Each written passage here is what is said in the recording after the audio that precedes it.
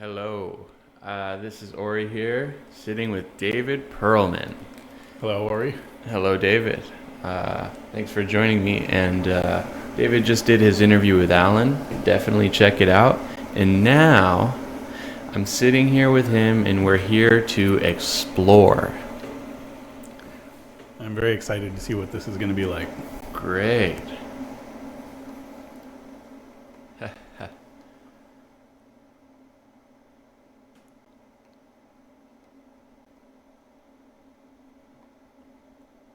Me too.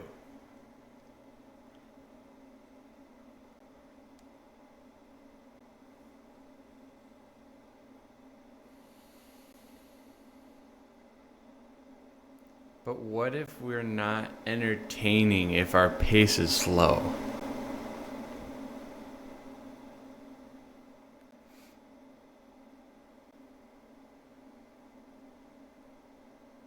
Sometimes I talk too much. I guess this isn't one of those times.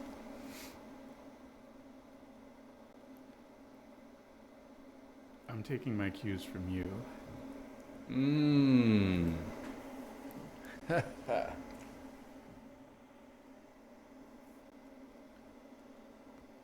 Uh-huh. And so, in addition to the work that you're doing now, you've developed yourself quite a bit. Did you say that you were into meditation type stuff for 10 years? More like 20 for personal practice, but I was at University of Wisconsin in Richie Davidson's lab for 10 years. Yeah, almost exactly 10 years. Beautiful. Doing research on mindfulness and other forms of meditation.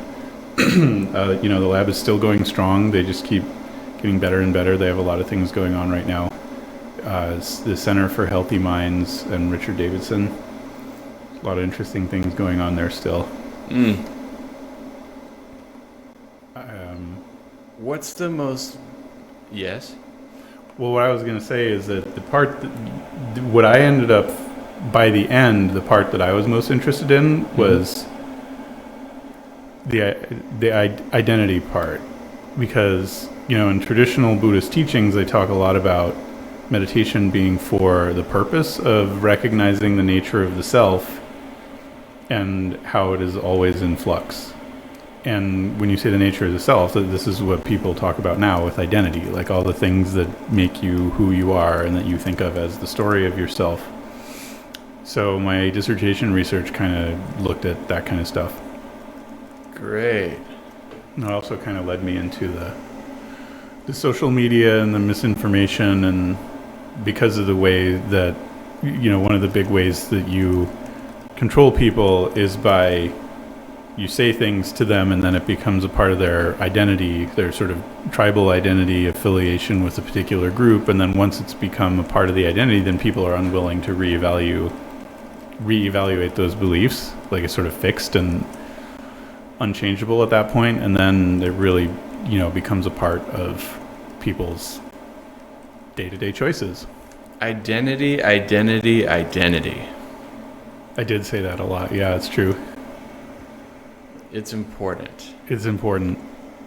Yeah.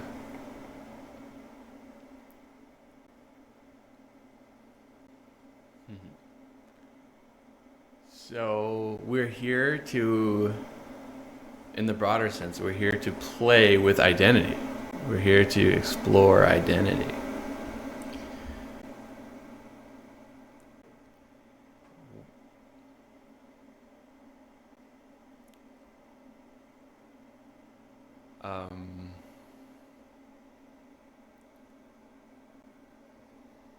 What identity are you inspired to play with? My thoughts on it are that the most important thing is recognizing that identity is transient, or that's just, rephrasing sort of Buddhist teachings. The self is impermanent and always changing. And if people start to really define themselves in terms of very fixed things, where there's no room for there's no room for any like air to get in around the cracks or something like that. That can lead to all kinds of problems, many different kinds of problems. When people identify very strongly with some in-group versus some out-group, regardless of what those groups are, that kind of tribalism doesn't usually lead to really good behavior.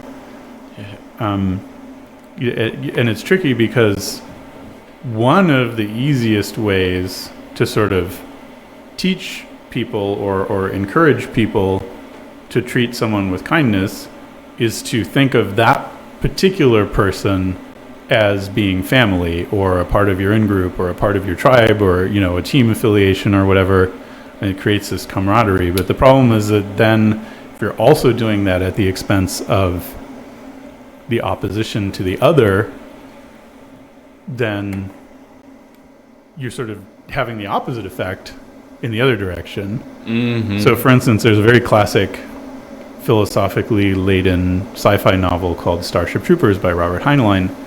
And one of the many challenging themes in the book is I think he thinks that he's describing a utopian future where all of humanity on Earth is all united in a common purpose. But the only way that happens in the book is because we encounter hostile aliens who are trying to kill us. So then we're at war, but everyone on Earth is all in it together, and so then they kind of band together with a sense of community and family. But that's like, okay, I don't think that like alien space war is the best solution for us all to get along. Yeah. Wow. That's interesting.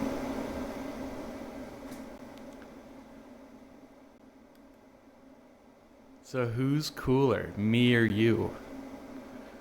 Well, I just met you today, so I don't really know.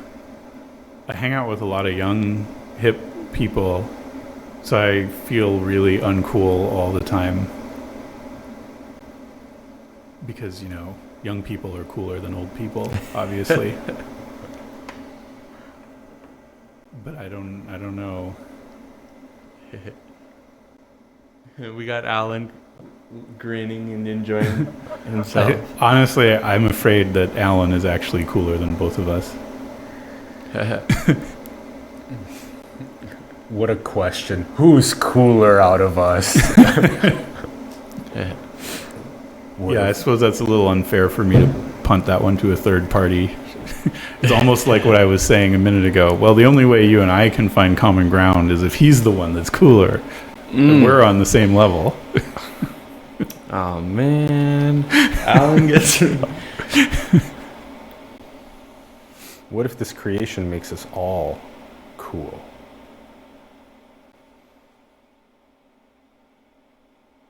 He probably feels that way.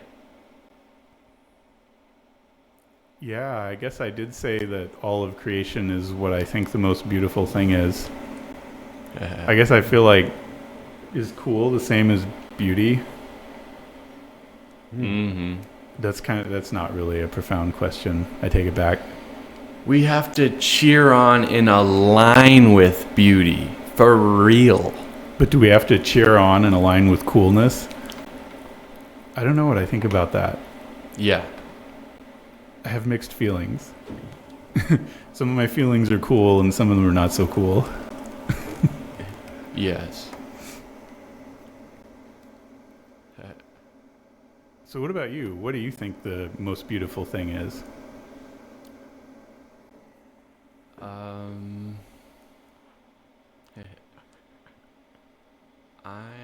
It's a hard question, isn't it? I struggle with that one.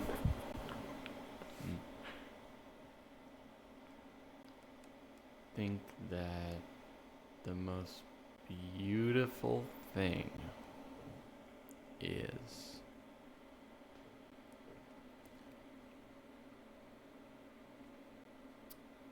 lessons of love and wisdom landed in the flesh, shared in the world. Yeah, I like that. I guess my mind kind of went to a particular idea of beauty, but at the sort of abstract, like spiritual level of beauty. Yeah, I do feel like the lessons, the spiritual lessons. Do I get to revise my answer? Yeah, the lessons. Yeah, I mean, I kind of like that story that I told at the end. I guess I could have even told that story as a part of the beauty thing. I also, yeah.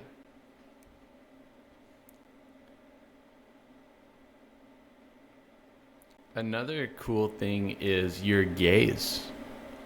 Yeah, I noticed. I wasn't sure if it was my gaze or your gaze. I noticed it too. There are just moments in connecting with you where I'm captivated by your pupils and your eye. It's like, can't even say why. It's just like, it grabs me. It's like pure interestingness. The color of his iris, I think, is quite unique as well. I'm going to try and get a quick zoom on it, actually. Let's see. Yeah, there's a good zoom on it. What is that color? Do you know what color those are? I think it's grue. What's grue mean? Green and blue. Oh, I've never heard. Look it up. It's a classic philosophical sort of thought experiment. Great. I don't even remember what the lesson of the guru story is now that I think about it. I just remember reading it sometime a long time ago. Yeah, I don't know. The gaze thing is interesting. There's the Dyad meditation. When you hang out in meditation world and mindfulness and all this stuff, and you go to retreats, and like different people are teaching different techniques and all these things going on. Yeah. Some of the people will do like a wider range of different kinds of exercises and not just like plain old, sitting meditation, and just like having two people sit facing each other and look into each other's eyes. It sounds like it's kind of hard. You just say that to someone and they're like, eh. But then when you actually do it, if you also have experience with meditation, what's interesting is that you're like, whoa, that kind of like makes some of this happen automatically. It like takes some of the effort out of it. I don't know, it doesn't necessarily always click, but there is something about it. I think maybe part of the reason why sometimes people have a hard time making eye contact, because it definitely does do something. I don't think anyone's really studied that. There's all this research on mindfulness, but a lot of these sort of other, I guess what you might call more minor practices in the meditation world, they don't have the same kind of research focus. Yeah. So, who knows? Are we really one?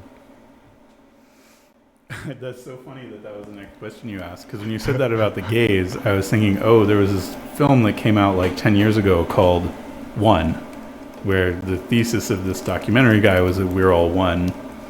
And then like one of the, it's like bits and pieces all over, and he talks to these people, he talks to that people, he talks to these other people. But one of the like biggest parts of the film was that he went and interviewed Bob Thurman, who's like a Buddhist teacher guy, whatever. Right. And they had this whole thing, and then he was like, I don't even remember. Like he asked him some question, and then in the movie, there's like the camera showing the two of them talking, and then he asks him some question, right? And then Bob is like looking him right into the eyes and like does a gaze thing, and then there's this like long time of them just gazing into each other's eyes. But when you're watching the movie, they're like cutting from that to like the camera, which obviously means that that's Bob Thurman looking at the camera and not looking at the interviewer, right? So when I saw it, the director was there and he told the story of that event. And how like they just would like film like that, and then he was just like lost in his gaze. And then later afterwards, he was like, "Can we go back to that place and film some more footage where you look into the camera, because I need that to be able to put it into the movie." So then they recreated it like that. Yeah. And then there's like a little scene after. Well, let me ask you this: Sorry. If we're one, then how would I know?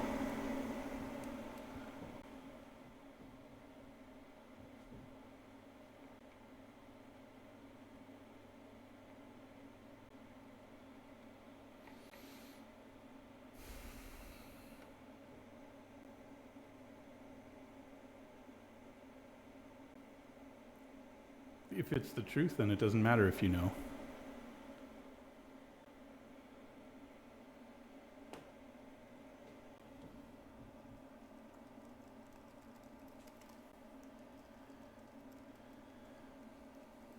Uh-huh.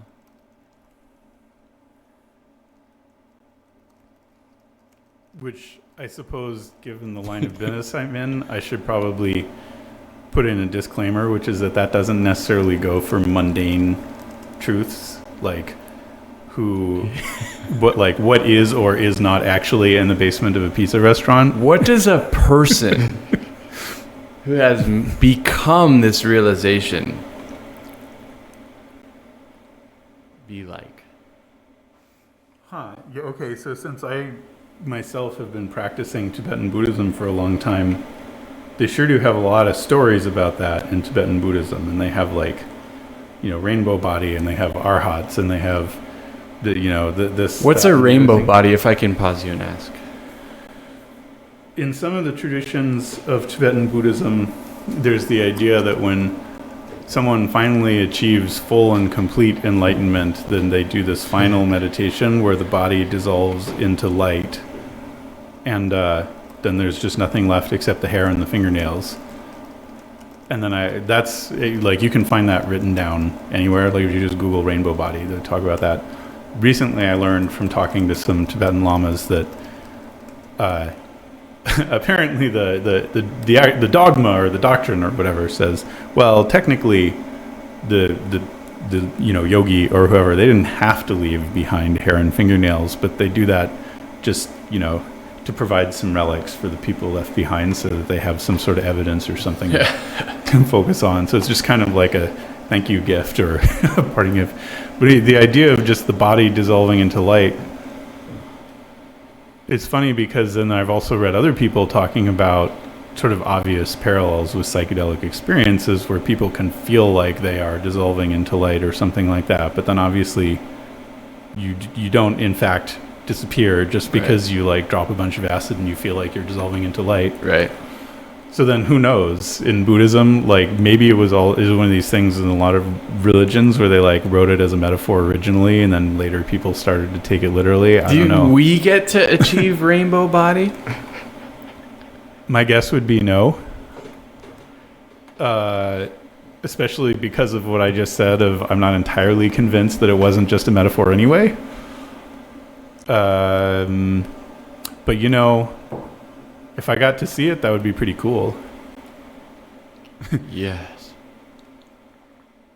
If I got to be it, then that would be pretty cool. I feel like the focus on enlightenment is sometimes a problem, because all I really want to see is people not being a dick, unless there's a really good reason for it. That's my favorite. Yeah. And then, of course, you could, if you were... you could ask me to define my terms. But please don't, because that would be a tough one. Not being a dick, you say? Yeah. It's sort of like the Dalai Lama says, my religion is kindness. But the Dalai Lama wouldn't say it the way I said it. That's not really his... It would be off-brand for the Dalai Lama to say, don't be a dick. All right. Okay.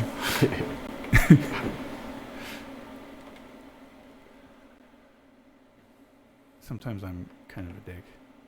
My friends tell me. Usually when I'm driving. What's better?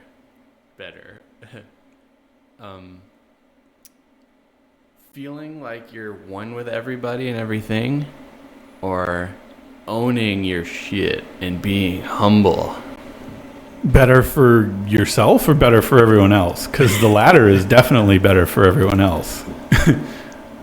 There used to be this blog called The Last Psychiatrist, and he had one about narcissistic personality disorder, where he talked about how he would treat someone, and he describes what the conversation is, and the person is like, how is that going to help me get better? And the answer is, oh, you're not doing it for you, you're doing it for everyone else. Beautiful.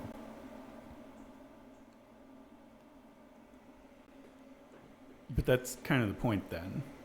Like, if you get to the point where you're capable of making a decision to do something where the point is for everyone else, then that's a big step. Especially if someone had been diagnosed with narcissistic personality disorder, but even for just anyone in general, like for people to do things like, yeah, I feel like that would just be the right thing to do or the better thing to do versus like, what's in it for me? I don't know.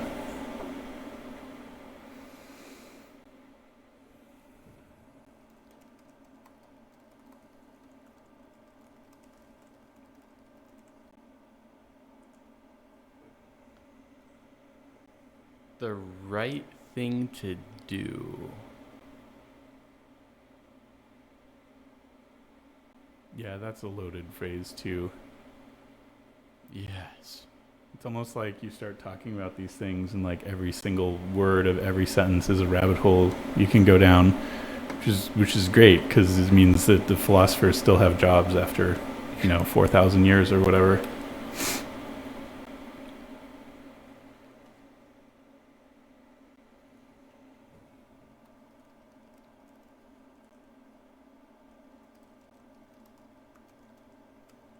Alan, where'd you go? Just taking some notes on the episode and writing some thoughts in the comments to the viewers. Hey everyone, thanks for tuning in. Let us know your thoughts in the comments and we'll talk about it. We'll talk about it on the show. Some of the notes that I've taken so far are about the Dyad Meditation, the importance of sitting and looking at someone's eyes for extended periods of time and seeing the divinity and the God within each other, and Ori's questions about are we really one, and if we are really one, how would I know? These good questions. Owning your own shit and being humble and being one. My religion being kindness. Focusing on not being a dick. That was a nice recap. Is that going out live? Yeah. Well, that's very meta. Yeah, absolutely. I'll let you know if peeps comment. We have viewers watching live, so let us know your thoughts, guys. Hey live viewers. Are you guys high? I'm wondering if you're high out there. Why? Why? Why do you wonder that? Well, this does seem like the kind of thing that someone might find themselves drawn to. If they're lucky.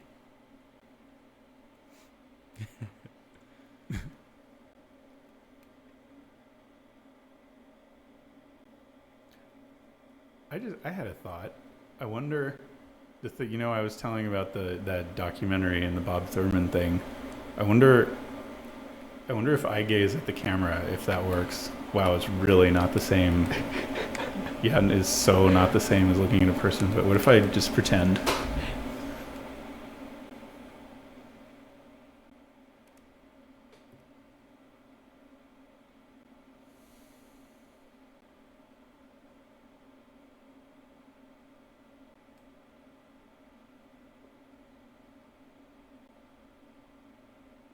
But if you've already meditated for 20 years, are you ever going to open your heart again?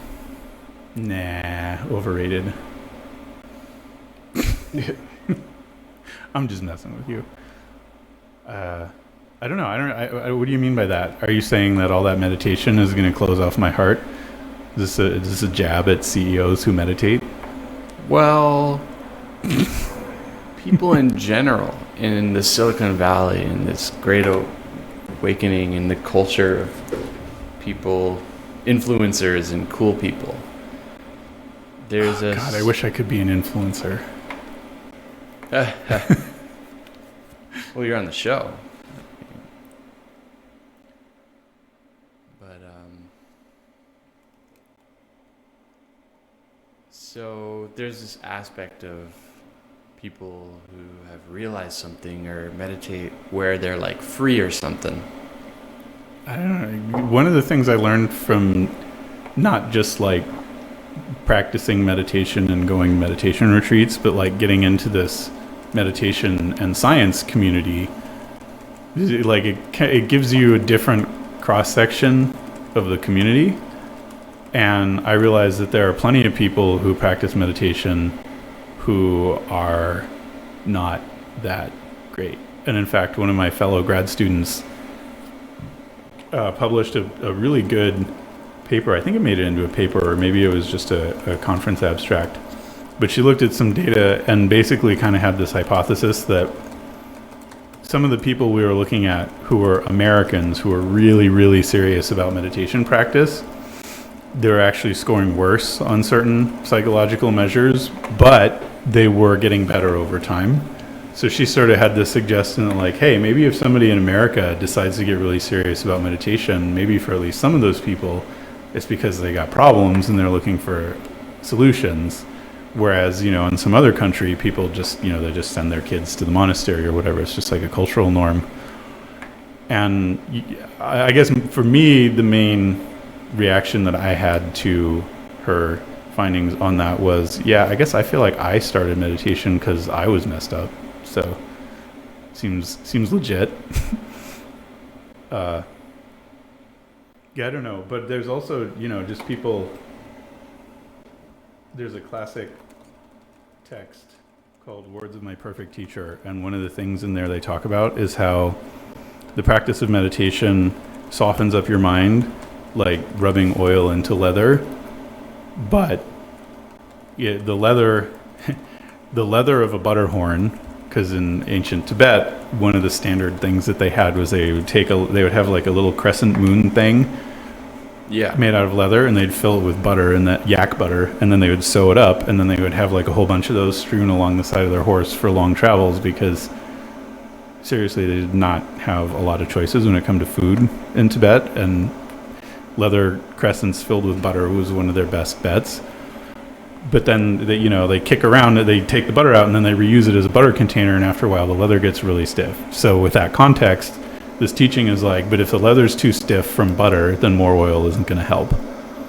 And you definitely, after a while, you start to see some people where they just like one of the, I didn't recognize it early on, but this guy that I knew that was a yoga teacher, he like had this real heart to heart with me. And he had a wife and a kid, and he was like, I really resent my family for taking away from my meditation time. I just wish they weren't there. And I'm like, whoa, dude, you got problems with your meditation practice. And I think maybe you might want to fall back on the don't be a dick principle. It still makes me sad to think about it, actually.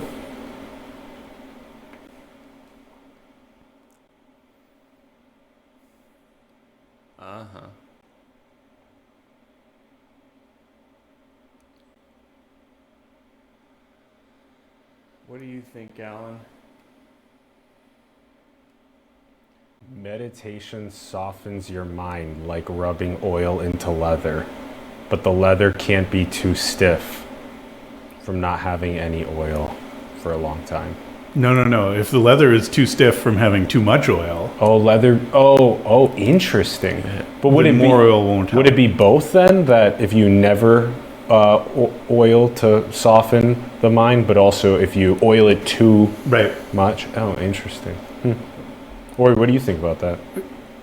Who cares? That's a good answer. This is, because that's kind of the point. It's easy to get just like obsessively intellectual about anything, even just meditation, and then it's just another obsession, which is not helpful. Yeah. These days,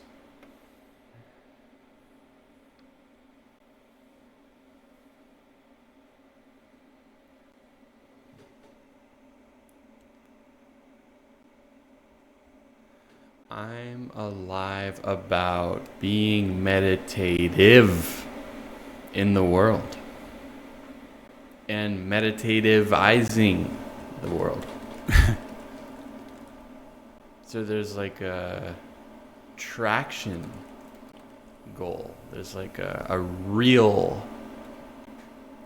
transpersonal change impulse.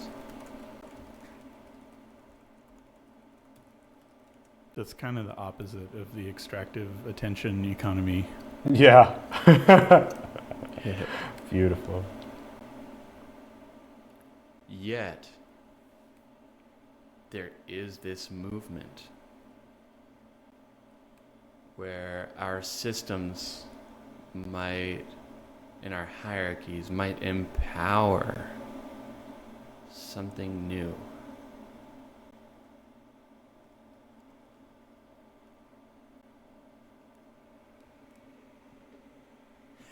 Go on. We are all, in a sense, bound to our webs of relationship dynamics and hierarchies. But if at the top of those things, quote unquote, running our webs is something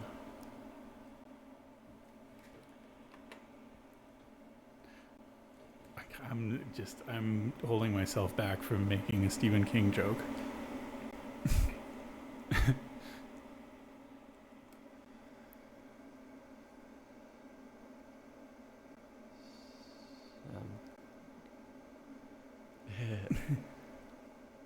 something balanced and sensitive and developed.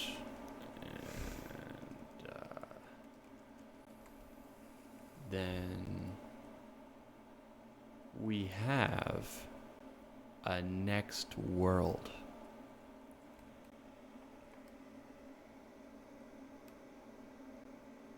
Amen. Next world.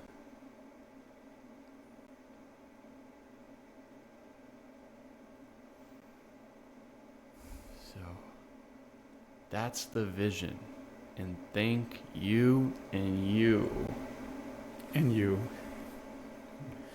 For hearing it. And thank you. You're welcome.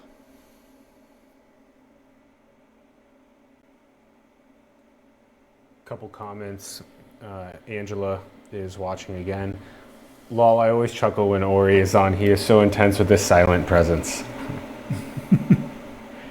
A Big Red G also comments, could you ask David if he is a Freemason? No, I am not a Freemason. But what's interesting is that this whole thing with are we in a simulation obviously relates to Gnosticism and the foundations of Freemasonry, and of course that's what the Matrix movie was about, and the terminology was taken from Freemasonry and references to Gnosticism. So I mean, I think you got a thing where like whatever culture people are in, they're going to use the language and the ideas and the mythology of that culture to talk about the ideas that they have. So if if your mythology is like, here's what the names of the gods are, then you might be like, oh, are we really living in the mind of Brahma? And if you are living in this world where everything's all about computers, you might be like, oh, are we living in a computer simulation? Or like, if you're a Gnostic heretic a few hundred years ago or whenever it was, you might be like, oh, are we, living in the mind of whatever? I mean, I guess I'll probably get it wrong. If you're asking that question, you probably know more about it than I do, so I just won't try to mess up the details. But no, I am not personally. I mean, I did Buddhist meditation for a really, really long time before I finally just started saying, okay, fine, I'm a Buddhist. And it was really just like, it was just at the point where people were like, dude, you hang out with Buddhists, you do Buddhist stuff, you go to meditation retreats with Buddhist teachers, you do this, you like every week. And I'm like, okay, fine. I'm a Buddhist. Are you happy now? But I don't know. It's very easy to turn that into an identity too. And then you're like, hey, look at me. I'm going around Silicon Valley wearing prayer beads. What we need is to be evolutionary together.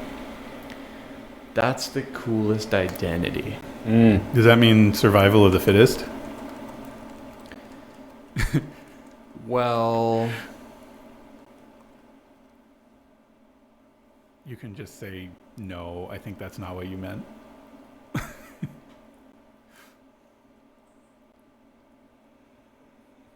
A big red G says, haha, I love your show. I love that, Ori. Be evolutionary together. Continue. Hi, Big Red G. Hey, big red G. Thanks for the comment, brother. Or sister. yes.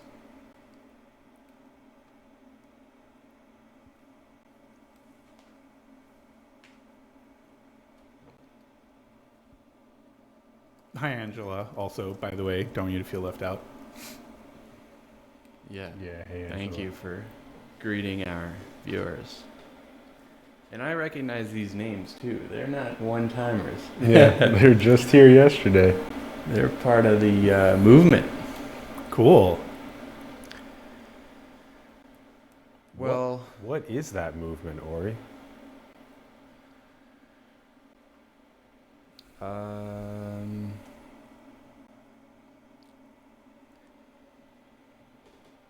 the movement to become an enlightened civilization Sure. Yeah. by could do worse. 2035.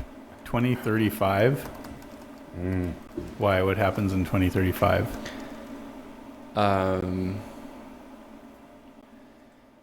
Well, this guy I like had that particular vision. This guy I like. His name, if I may share, is Bentinho Massaro. So maybe he can come hang out and collaborate here in the Bay Area.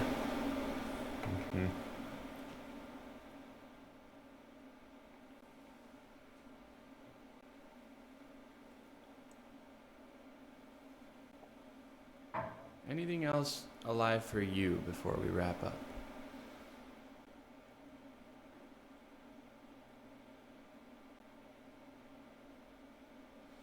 Nah, I think I'm ready for lunch. It's Great. been an interesting morning. Great. Well, thank you for joining me. Thank you for having me. All right. And Big Red G says, hello, David. I'm curious, what's the significance and meaning of your coat? Looks very snazzy.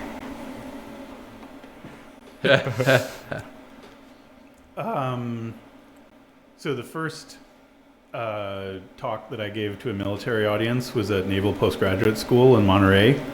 And then I was hanging out with my host out there, and we're walking down the street, and we walked past a Goodwill, and I saw this coat in the window there, and it fit perfectly, and it was really cheap because it was at Goodwill. So I bought it, and now it's kind of my, like, talking about misinformation, good luck jacket. I believe this is ostrich skin, which a friend who's way more fashionable than me told me that ostrich skin is totally out of style now, and people used to think it's cool, but now it's totally not cool.